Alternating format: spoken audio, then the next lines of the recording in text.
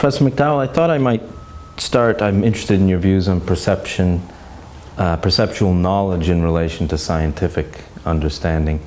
I thought as a lead-in I wanted to ask about the influence of Peter Strawson on your views.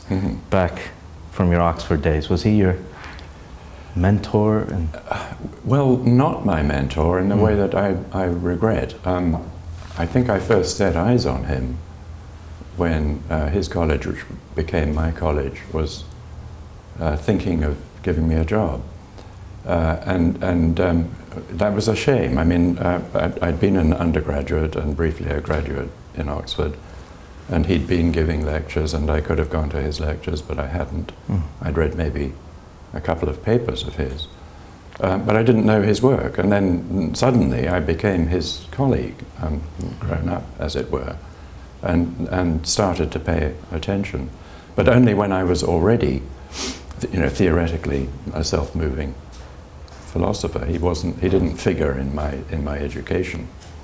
Because I was thinking of in Strawson and also in Ryle, his book Dilemmas, Strawson's later paper Perception and its Objects, the distinction between the sort of conceptual understanding we have in ordinary life and conceptualized understanding, as opposed to the attempt to explain things scientifically and so on. So there's, particularly with Perception and its Objects, I was reading that Strawson paper recently, it seemed very similar to the spirit of your project. Right, but I think I probably didn't read that paper until after I'd read his Kant book. Right. And then that did matter for making me think about our perceptual knowledge of human beings in something like the way I now do.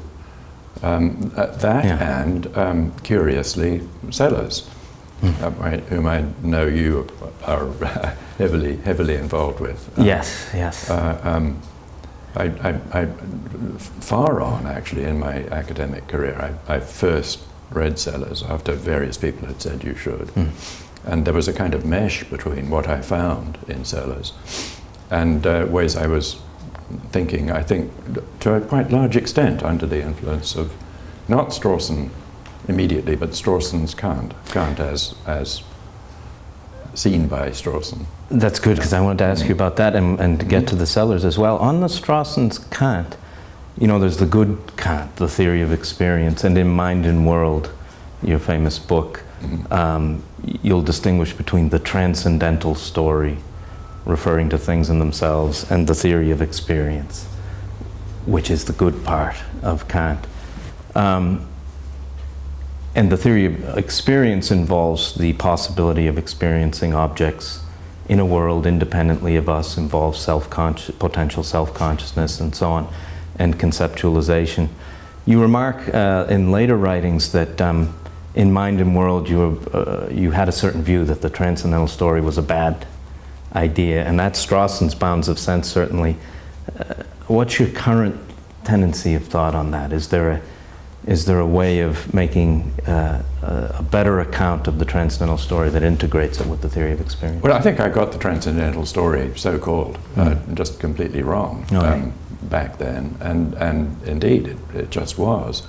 That it's actually rather appalling that in that work I made as if to be a person who knew about Kant, but I didn't know about Kant. I had Kant from Strawson, and when I looked at actual Kant texts, they were deeply mysterious. But yes, I mean, I think I do. That label is off. I have a slightly better sense of how to link, as you put it, the good bit, the account of our experiential knowledge of the world with what happens in the transcendental dialectic, to get a bit technical. What I think about that now, I think, still leaves me able to push that aside for almost all purposes. So we should focus on Kant on experience and not bother too much about Kant on things in themselves. What's beyond the scope of human possibilities of knowing. Okay, and maybe that can bring us up to then the Sellers material, because in Dublin in 2012, you gave this, and we organized a conference for the centenary of Sellers, thanks to your Andrew Mellon grant, which we were very grateful for here in Dublin. And you gave a paper on a Sellarsian blind spot with regard to perceptual knowledge. So maybe you could tell me a little bit about the things you think Sellers was right about. Good. Perceptual knowledge. Good. Sellers was a hero, and I was very disappointed to find the blind spot. He's still a hero because he gives us all the materials for thinking straight about, and I'll use his word as the givenness to us in perceptual experience of facts, objects. Sellers' great idea is that if you conceive the givenness to subjects in experience of things for knowledge as not involving capacities that are special to them because of their capability for knowledge of a distinctive kind, he talks about positions in the space of reasons, then you fall into a myth. So he has this idea of the myth of the given, and it's the given with a capital G. So how not to fall into that myth is that you must conceive the givenness to you of things for knowing, and now that's lowercase givenness, as itself already an operation of capacities that belong to our capacity for knowledge of that distinctive kind. And that's a beautiful idea. That's a superb idea. It's I'm inclined to say the key to not being confused about how perception provides us with knowledge, the core of a correct account of that. Yeah. And he also, you also found good aspects of his view of looks and appearances, where experiences, so to speak, involve claims. Well, I think that's all part of the, if I can interrupt, that's all part of the good thing. Right, that's what I thought. And under the head of what he calls the logic of looks, he introduces an idea of experiences as, so to speak, making claims. And that idea just is the idea that in having an experience, one is having capacities one has that belong to one's being as a discursive subject brought into operation. So seeing that the table is, seeing that this is a table, a certain traditional view would have referred to the sensation of a table as sort of the most basic kind of knowledge, and upon that is built propositional and conceptual knowledge, whereas the part of Sellers that you like is that if it's to feed into justified perceptual belief, it's going to have to be an experience of the thing as a table in a way that involves the concept of a table. Or maybe not that concept, because there's room for saying you don't need to have the concept of a table doing its thing in order to have what is in fact a table given to you. The concept of a table might come in afterwards in the story. Yeah, I can recognize that as a table. So it doesn't need to be in the content of the experience. But some concepts do need to be in the content of the experience. Otherwise, your conception of givenness is turning into this mythical thing with the capital letter, the myth of the given. Right. So, and then in the Dublin 2012 paper, this will come out in this volume, Sellers and His Legacy. You say, well, you used to think that was part of a package of views in Sellers that hung together pretty well with what you wanted to defend. Now you see that there's certain crucial things where it doesn't hang together that well. So you could tell me a bit about those ways. Yeah.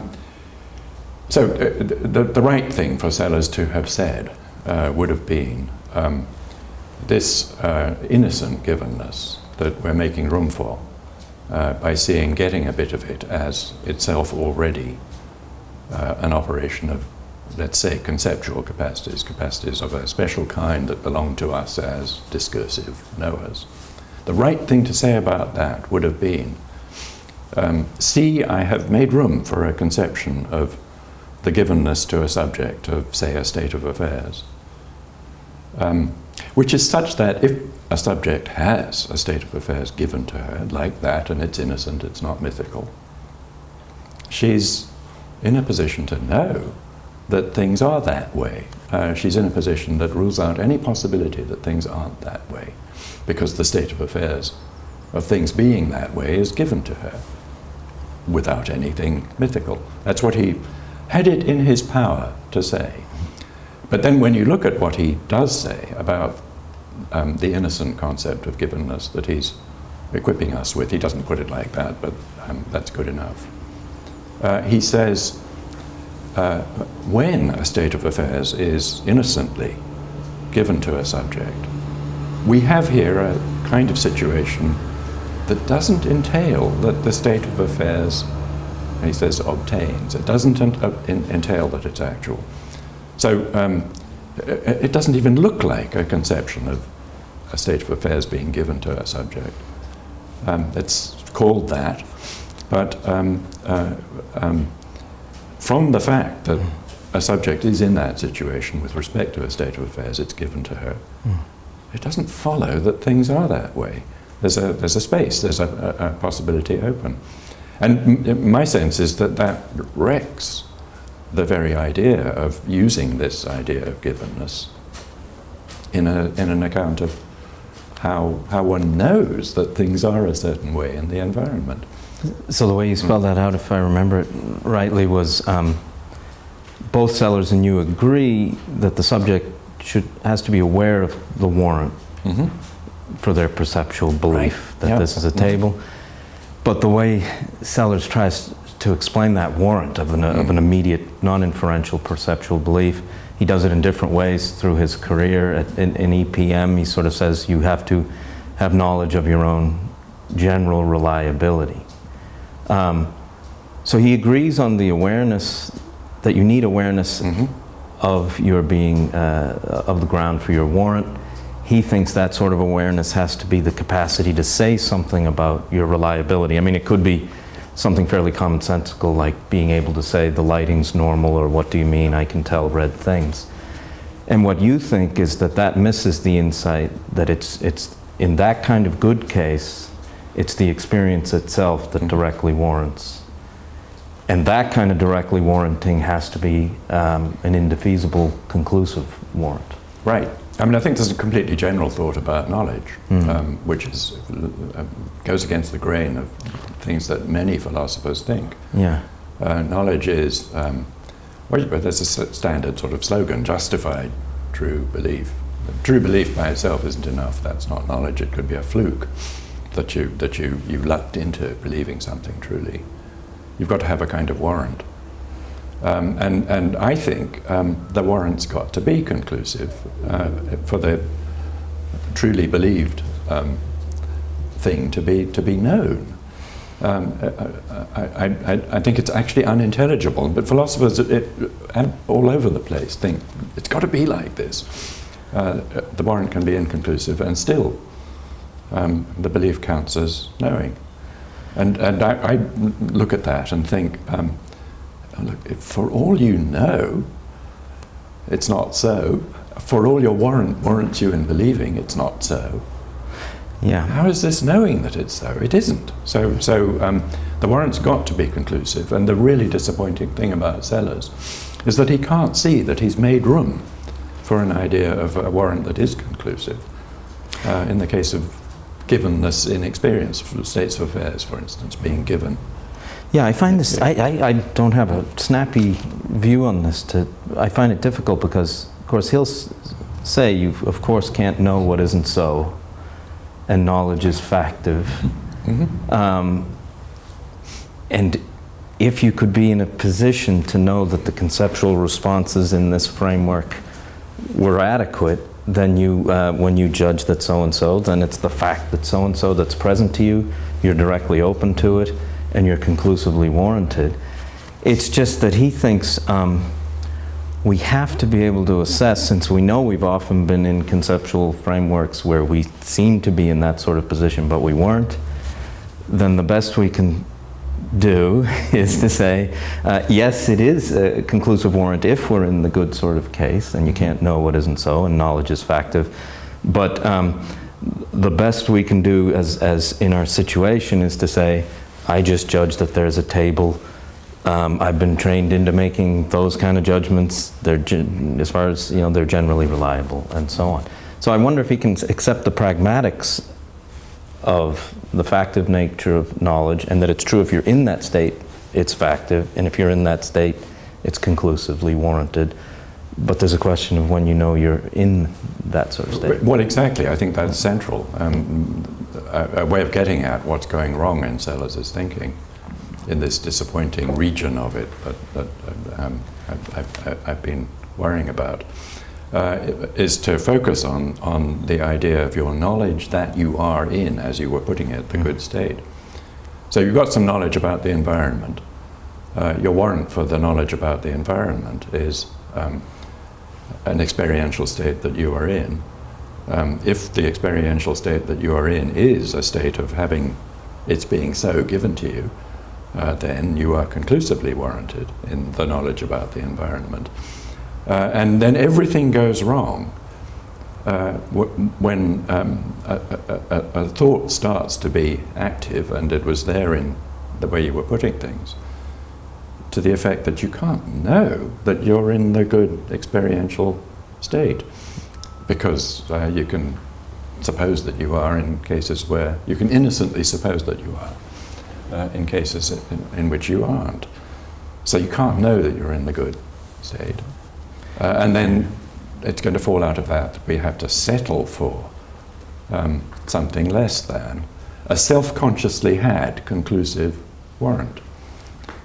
But I think that's wrong. We don't have to settle for something less than a self-consciously had conclusive warrant. Self-consciously had, that means you know that you have it. There's something wrong in thinking that you ought to give up on that thought. I know that I have this conclusive warrant, on the ground that you can be fooled. There are occasions when you think you have this kind of warrant and you don't. The right move in response to that is to say, what you're doing is mishandling the concept of fallibility. The concept of fallibility attaches to capacities to know things. And so I have a fallible capacity to know that I am in this good kind of experiential state.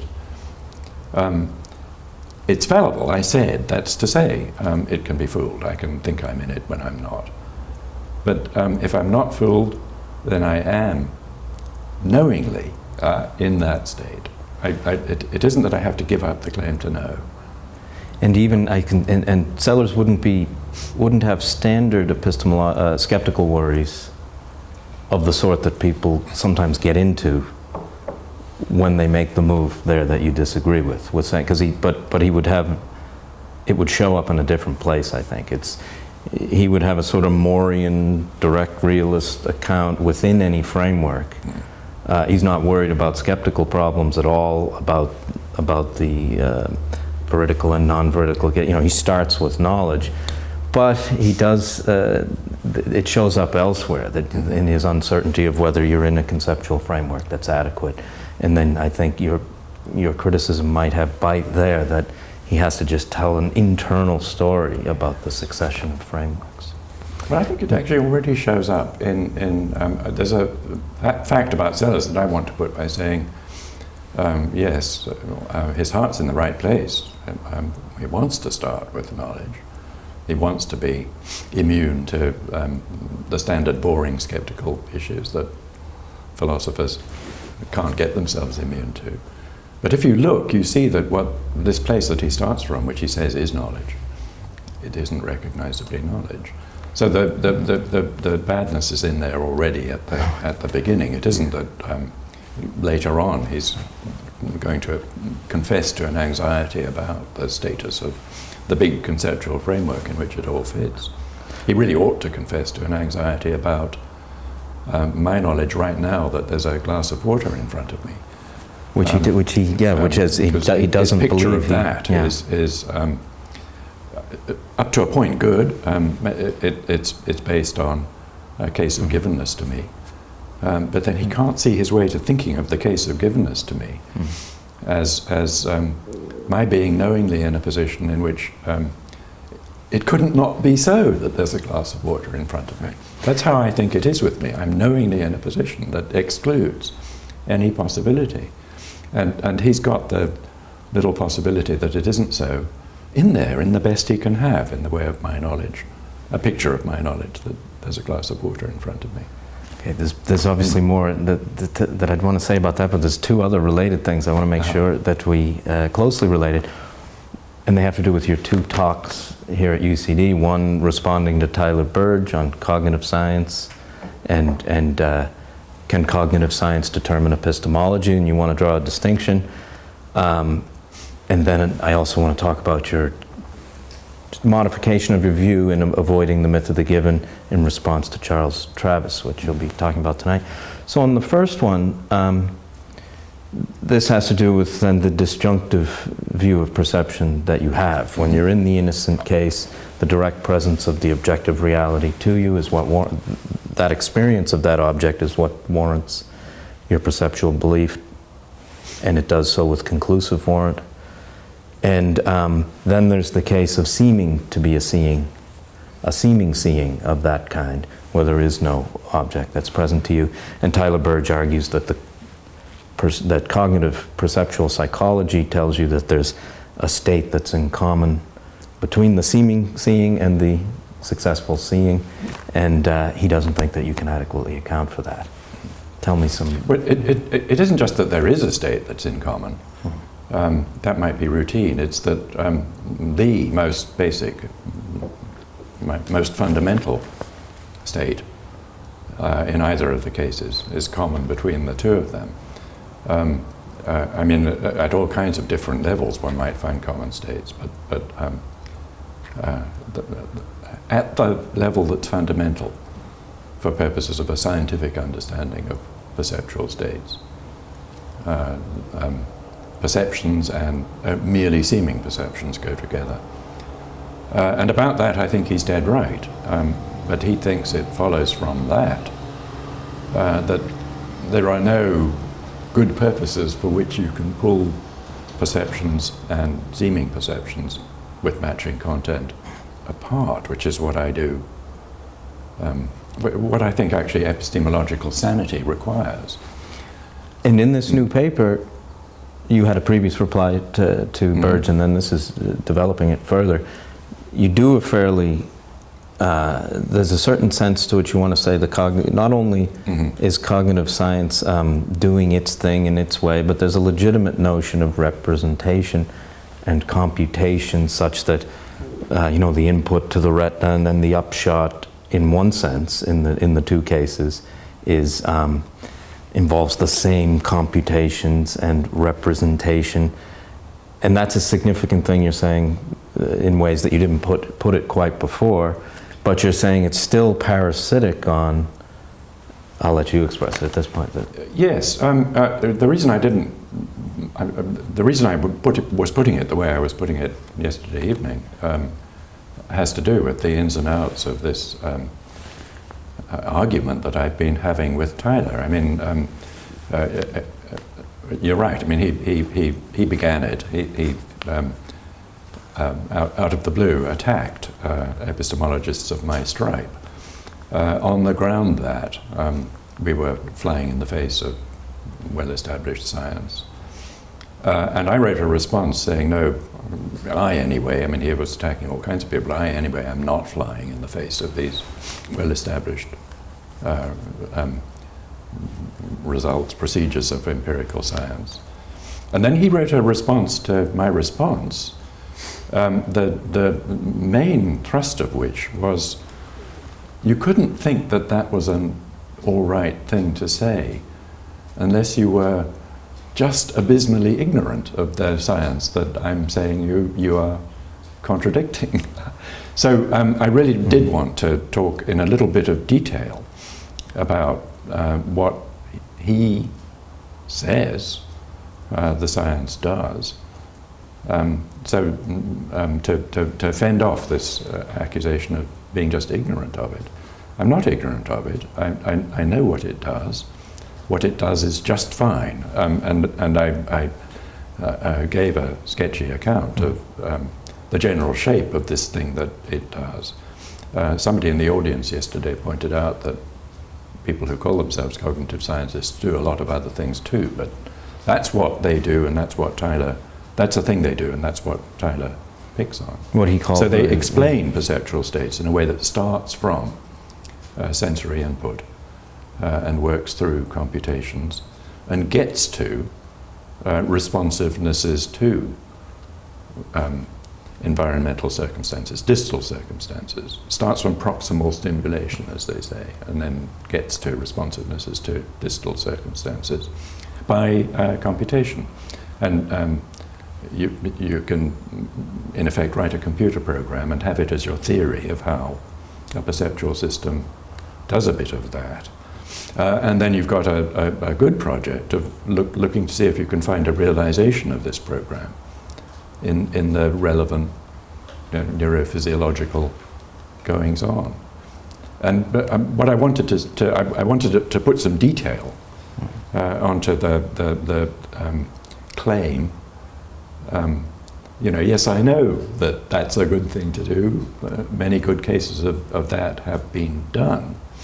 But look, it leaves the epistemological move of saying, for purposes of knowing about the, significance for knowledge of experiential states, we need to go back behind the light coming into the eyes. So we need to distinguish experiential states according to whether they are perceptions of some environmental thing or merely seeming perceptions. And because there was a sense in which then you also said, by way of argument against a conception someone might have, that the very distinctions involved are actually dependent on and derivative from the successful case in human epistemology, or an analog of that in the animal case, so that there was a certain sense in which the sufficiency of the cognitive scientific thing is actually might not be what that's in a kind of and furthermore spirit. I mean, I could have actually stopped at the point where I had said cognitive science is just fine. It doesn't show that my kind of epistemology has got to be wrong because there isn't the inconsistency that Tyler thinks there is. But then in a kind of and furthermore spirit, it isn't just that you haven't landed a blow on me. Right. Let me land a blow on you. And that's this discipline that you think does everything all on its own and dictates to philosophy. Actually doesn't have its conceptual apparatus, except thanks to the kind of activity that he's trying to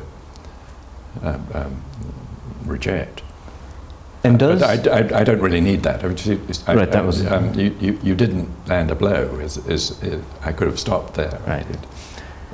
In this claim that I'm saying things that are scientifically illiterate, he's wrong.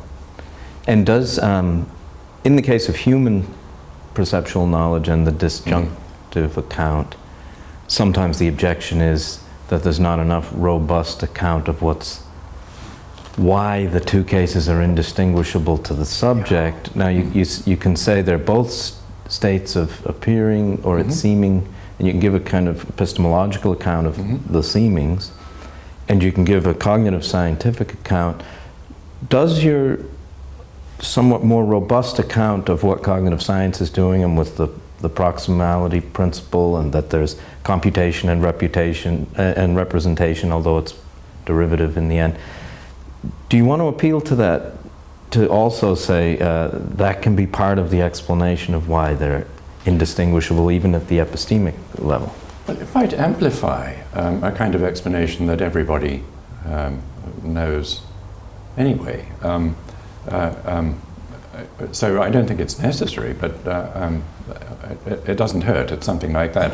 I mean, if somebody says, you haven't given a robust account of how it can be that there is in common between an actual seeing and a merely seeming seeing, I think it ought to be perfectly satisfactory to respond by pointing to common sense facts about how perception works. We don't need to go into abstruse theorizing about, as it were, computer programs.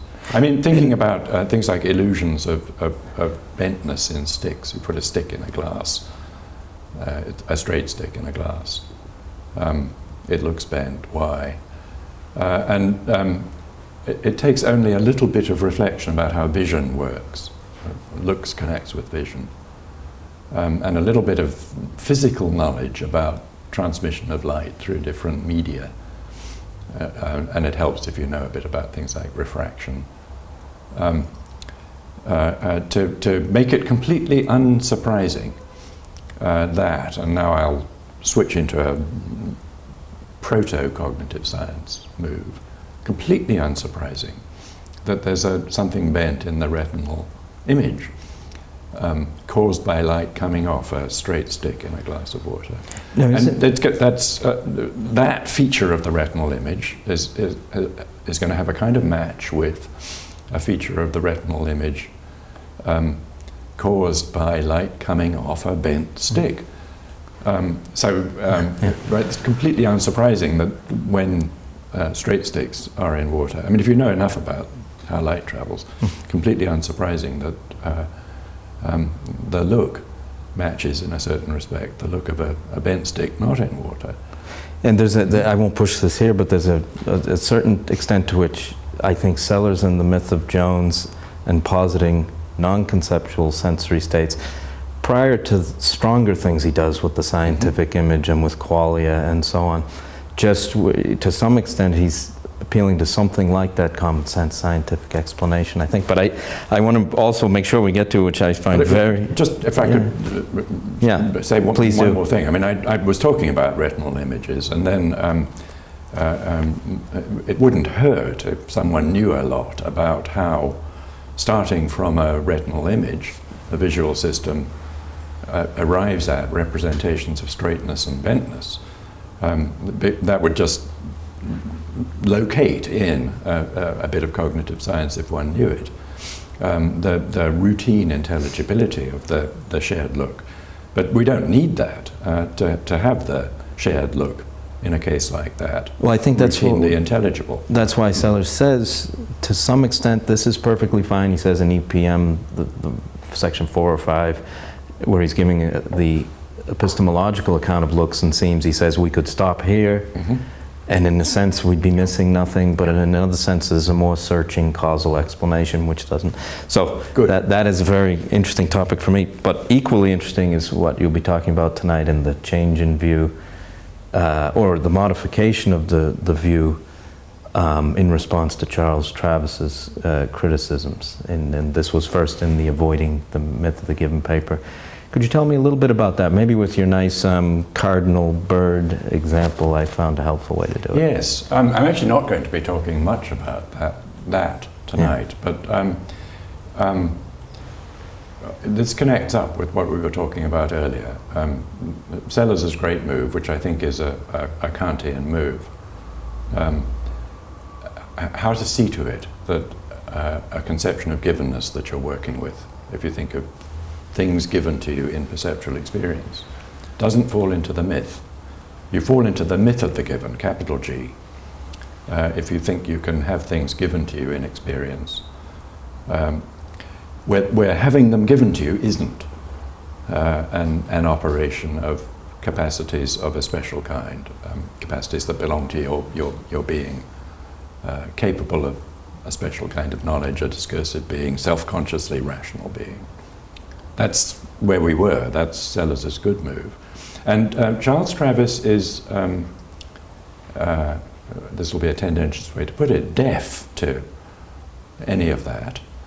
Charles Travis thinks the right way to think about what perception does for us is to say things like, it makes our surroundings visible. I mean, that's visible, visual perception. It brings our surroundings into view. And then, thanks to that, we can bring to bear our conceptual capacities on this that is anyway available to us to do that to bring our conceptual capacities to bear on it. There are various options for thinking about what it might be, but the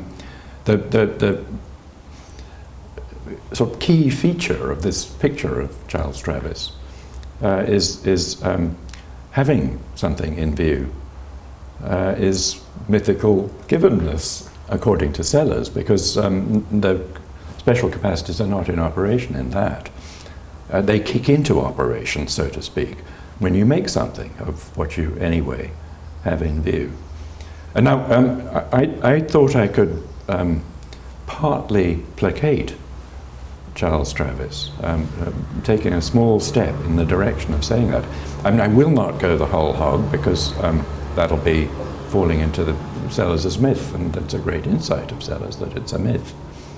But we had this already with the table. A lot of what you are able to know thanks to a perceptual experience, we don't need to think of as being there in the content of the experience. We can indeed think of it in terms of the sort of structure that Charles Travis wants to have in play across the board. So your experience gives you something, and we Salesians are going to insist that that givenness is better not grow the capital letter, so to speak. It better not fall into the myth. Your experience gives you something. And then in an additional fact about some knowledge that you fetch up having, you recognize this thing as falling under some concept. And we were already doing that with the concept of a table. The concept of a table doesn't need to be alive in the experience by which I know that this is a table. Some concepts do need to be alive in the experience, otherwise the givenness is mythical. But a lot of what I know, thanks to experience, I can explain. I mean, I can explain how it's knowledge in a Travis-like way. Right, and my example in the paper was ornithological. I can tell just by looking the particularly easy kind of bird to recognize instances of, a cardinal. I mean, it's obvious that it's a cardinal. But it doesn't need to be that the concept of a cardinal is alive in my experience. I could have had an experience in which that thing was given to me to make whatever I can make of it, even if I hadn't had the concept of a cardinal. And there's a sense so, one has this kind of experience with little brown birds. I have no clue. Right, little brown birds is some kind of sparrow, I think, but I don't have a capacity to bring it under a kind of seriously classificatory ornithological concept like the concept of a cardinal. And so my experience, which is of a cardinal and which gives me knowledge that it's a cardinal, doesn't itself need to contain any more content than a match for the content of my experience of a little brown bird. I have no clue which kind of little brown bird it is. And by the same reasoning, someone might lack the concept of a bird. It would be unusual, but and then they would be incapable of recognizing. Right. I mean, where this goes is you can placating Charles Travis kind of strip off some concept that it might look as if you should think of as alive in experience, not necessarily. So you get down to not nothing. Right. There are interesting questions that I don't have much to say about what the minimum is. I mean, it mustn't be nothing, because If it's nothing, as Charles Travis wants it to be, then it's the myth of the given. This last part is very... As Sellers taught us, we mustn't do that. And the last part is very interesting to me, because eventually you say, well, it could be reasonable. A natural stopping point would be the proper and common sensibles. There's a unified object with color and shape, and anyone taking in the experience has an experience of that object conceptualized in terms of its color and shape. It's not color and shape as sense data or anything like that. It's an independent object. Properties of objects, yes. And what's interesting to me about that is Sellers had a similar thing in a different way. He had, there's what you strictly see of the object that you see. So you take a pink ice cube, you don't see its solubility in the same, or its iciness, that you see it as icy. That would be what's coming under perceptual recognition. And you see it directly as ice, and you see it on the basis of the experience as ice. But internal to that, we can make a distinction between what you see of what you see in a more strict sense visually. But in my experience, people have resisted this move. When I talk to people sympathetic to your views, they say they have they don't seem to gel with this latest view about, in the strict sense, what we experience are only the proper and common sensibles properties of objects. And the rest. Here's one way maybe to think of a worry about it. One of the virtues of mind and world was that in experience we're directly open to facts. And there's no gap between experience and the fact. So now if we take, there's a difference now, and a critic might sort of say it has a new interface opened up between perceptually recognizing that something's a cardinal and experiencing or intuiting that it's a red-shaped object of a certain kind. Now it looks like ordinary perceptual recognitions aren't directly open to the facts based on experience in the same way that intuiting something as a red object is. So it looks like we've got a new gap opened up between what experience directly reveals to us, only the primary and secondary qualities, and what experience warrants in a different way. It doesn't seem to me to be much of a gap. I mean, I know people do think I'm losing it when I say these things, but I mean, it isn't that I give up on the very idea of being directly, in experience itself, open to facts. It's just that there's less to the facts that we are in experience itself directly open to than you might have thought. So in the concession to Travis, thinking of my case where I'm confronted by a bird, it isn't that there are no facts that I'm directly open to, just in my experience itself. They don't include the fact that that bird's a cardinal.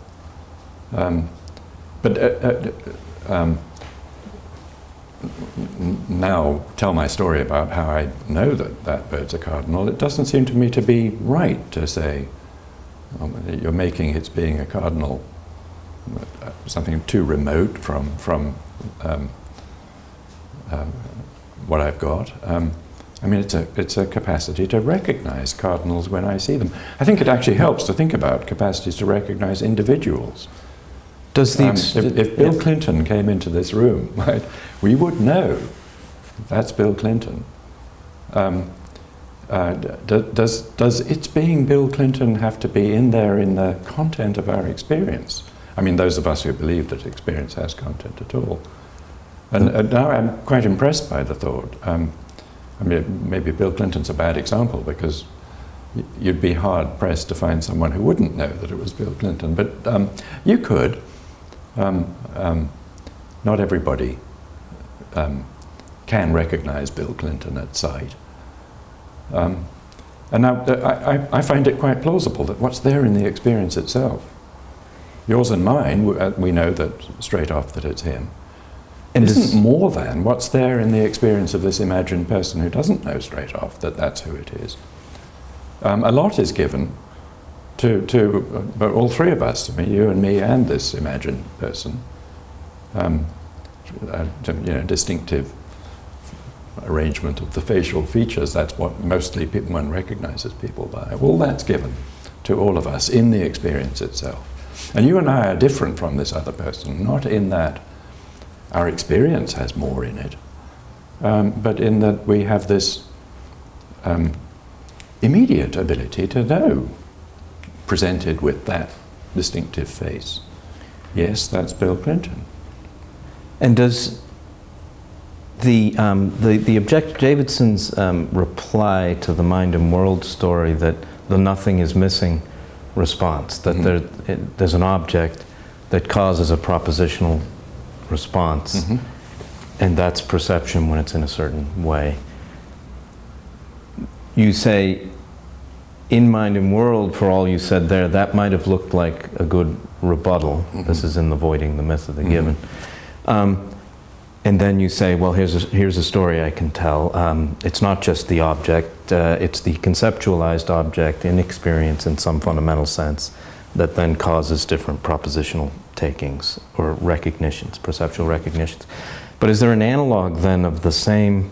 So what the three people have who perceptually recognize, one can see it's a bird, can't recognize cardinals, one recognizes a cardinal, one just sees a red object moving. It's the same object in the experience, granted conceptualized on the new account in terms of proper and common sensibles, then giving rise to different propositional takings. So there's a kind of analog of what was there before with the unconceptualized object in itself causing propositional takings. Now you've got conceptualized object in a very basic color shape sense causing different... I really don't like talking about conceptualized object. I mean, the concepts are alive in the experience. And the shift is from thinking that the way to understand that is as saying something like the experience, so to speak, makes a claim. I mean, that was Sellers' way of putting it. So the content of the experience is propositional. As opposed to saying that there's a different way for concepts to be alive in an experience. Namely, the experience gives an object. The object is whatever it is. I mean, you're making it sound as if it's a funny object. No. Concepts are alive in an experience in which an object is given. That's got to be, otherwise that we're falling into the myth of the given. Get down to a minimal inventory of concepts that are suitable to be alive in an experience in which an object is given. And now it isn't the arriving at propositional knowledge from an experience in which an object is given in an experience in which concepts are alive. That should look easy. The object is given as, among other things, red and winged and perching on a branch. And that's enough to be going on with. It's only a tiny little step I have to take in order to equip myself with a proposition that I know. Over there is something red and winged and perching on a branch. Those might be a bit extreme for common sensibles, but pretend, right? So whatever concepts of proper and common sensibles are alive in my experience in which an object is given. It's no big deal for me to make a proposition. I just have to use capacities that I have, discursive capacities, with those contents, strung together in a way that the way they are together in the experience dictates. It's easy to make a sentence with which I can express something that the experience gives me to know. And this ties back, we can end maybe with this. There's an interesting tie back to the Salarzian myth of Jones positing non-conceptual, because it's interesting that the more strict sense of what's visually, what we see of the object that we see with Bill Clinton, we see of him a certain portly shaped figure. I was trying not to talk about well, I don't know how he's doing now, but that was Sellers' basis. On his account, all perception is a conceptualized response, and there's no distinction in kind, in one sense, between there goes an electron, there's a table, and but it's a theory related to that Jonesian theory of sensory representations. That's where he brings in the proper and common sensibles. The reason they're fundamental is that they're natural in a genuinely natural sense, that we're sort of built.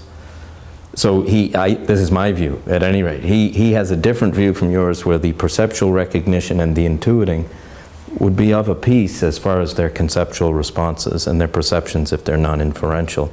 But we can have a theory that explains why you're right, that what's visually present in a more basic sense are the proper and common sensibles. Yes, I thought Sellers put proper and common sensibles into the conceptual content of They're experience. both. They're conceptualized in a fundamental way, and a good theory of sensory representation brings them in as. But that's the part. I mean, as you know, I want to avert my gaze from that bit of Sellers, so I think I can have that. Anyway, a fragment of the proper common sensibles thought that's in him, while going on averting my gaze from the second bit of the myth of Jones. That's the thing that you've come back to at various points. Well, that's a wonderful setup for tonight's paper. Thank you very much.